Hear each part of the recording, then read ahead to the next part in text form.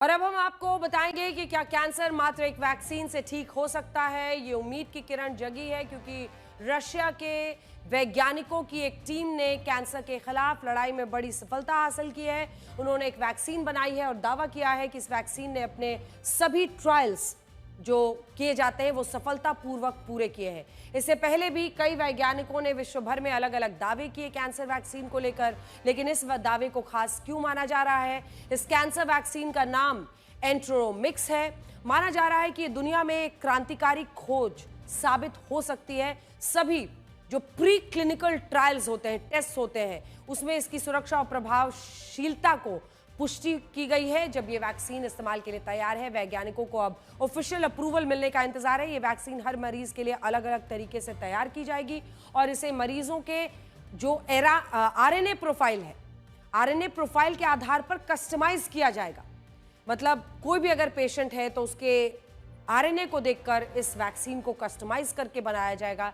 इस वैक्सीन का पहला वेरिएंट जो है वो कोलोरेक्टल माफ कीजिएगा, एक खास तरह के कैंसर के लिए, कोलोरेक्टल कैंसर के इलाज के लिए इस्तेमाल किया जाएगा। इसके अलावा दूसरा वेरिएंट ब्रेन कैंसर, फिर जो कुछ खास वेरिएंट्स हैं वो स्किन कैंसर के लिए विकसित किया जाएगा।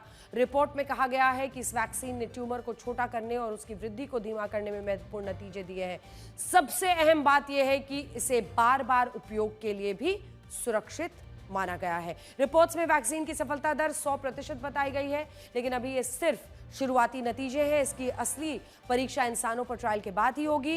रशिया सरकार ने कहा है कि ट्रायल सफल होने के बाद ये वैक्सीन अपने नागरिकों को मुफ्त में दी जाएगी। आज कैंसर दुनिया की सबसे खतरनाक बीमारियों में से एक है। WHO के मुताबिक दुनिया में हर साल करीब 1 करोड़ लोग कैंसर की वजह से जान गंवा देते हैं और हर साल लगभग 2 करोड़ नए मामले सामने आते हैं। अभी तक सिर्फ कीमोथेरेपी और रेडिएशन के जरिए या फिर सर्जरी के जरिए इसका इलाज कुछ मामलों में किया जाता है।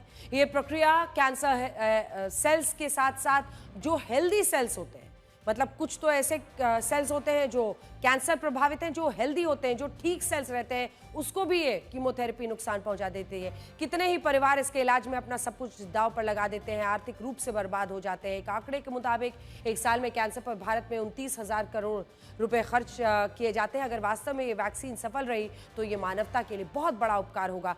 कभी वैज्ञानिक किसी वैक्सीन की 100% सफलता का दावा इस वक्त कर रहे हैं, लेकिन हकीकत अप्रूवल मिलने के बाद ही स्पष्ट हो पाएगी।